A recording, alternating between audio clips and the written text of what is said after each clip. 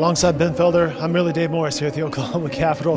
The Senate GOP outlined their agenda today, and 2 points on that. Number one, they had told you coming into this, hey, it's going to be a shortened agenda versus 10 pages. And number two, education was a big topic. But first of all, the agenda. Yeah, a half-a-page agenda, 4 points. Normally I wouldn't go through all of it, but we have time in just this quick minute here.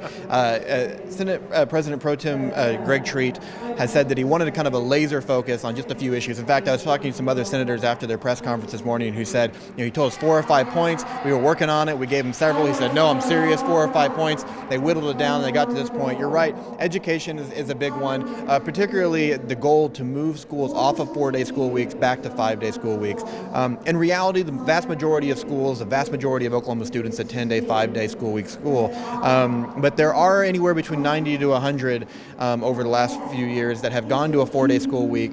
At first you saw a lot of districts doing it because they said they could save money by reducing a day of instruction. A lot of schools now will tell you that it's more of kind of a perk for their staff to have those 4 days, a 3-day weekend for teachers when there's a challenge to hire teachers, particularly in rural communities near the border.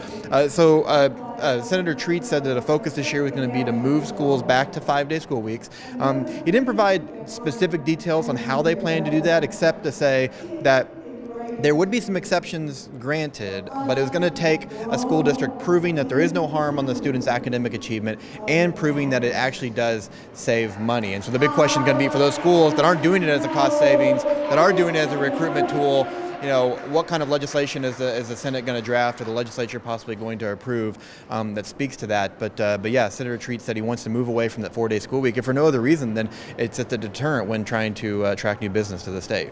One of the other agendas, which by the way you can find online at newsok.com, of course, is budget and money and allocation and all that.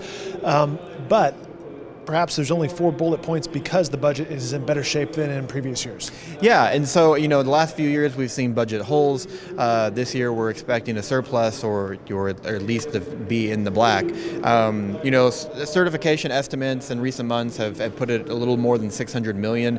Senator Treat and other senators said today that he wouldn't expect that to be how much new money they have. In fact, the estimate we were given was between $200 and $250 million.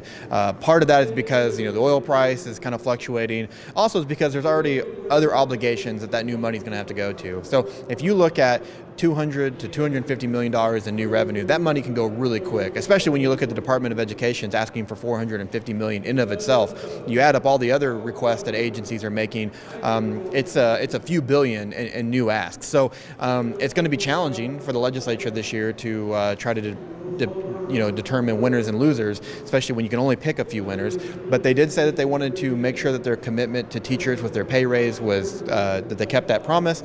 The legislature said they do want to put some more money into education, but they also said they wanted to send some of that money towards diversion programs in the criminal justice system. Criminal justice reform is going to be a big issue. That was one of the points on this on the agenda that was announced today, and that's going to take some funding, and particularly when they try to provide some some treatment and diversion programs to keep people from going to jail. Very good. All right, so we heard from the Oklahoma Senate GOP and their 2019 legislative agenda, and I'll let you tee up the political state this week, which is a sit-down interview with Pro Tem Greg Treat. Yeah, Senator Treat is this week's guest. Normally we record him on the day that we drop. We actually recorded this interview a few days ago, so the agenda has come out. He actually makes reference to it a little bit. Yeah, sit-down conversation with the new leader of the Senate. Senator Treat, I think, is going to be an interesting leader to watch. He's someone who kind of self-described himself as a blunt communicator that loves to debate. In fact, I was talking to one of his colleagues in the Senate that says sometimes he'll argue the other side that he doesn't agree with just to get a conversation going. This short agenda, this laser-focused agenda, is purely his creation, and coming in and saying, listen, we are going to focus on a few things that this caucus can really rally around, because in a lot of ways, when you're leading the Senate, especially leading the House, it can really feel like you're trying to corral a bunch of cats. And if you've got a 10-page agenda, you don't really know where you're going. And Senator Treat said that he definitely wanted to have something that they could focus on, and at the end of the year point to and say, hey, these were our 4 specific goals. We met those goals, and that made this session a success. So Friday of this week's political state, Senator Treat sits down with myself to discuss this new session and a little bit about his leadership style. So you can download that podcast, subscribe to it. It's free from wherever you get your podcasts. You can also watch it or listen to it on newsok.com. Ben, thanks for your time. Yeah, you bet. Follow this guy on Twitter and newsok as well.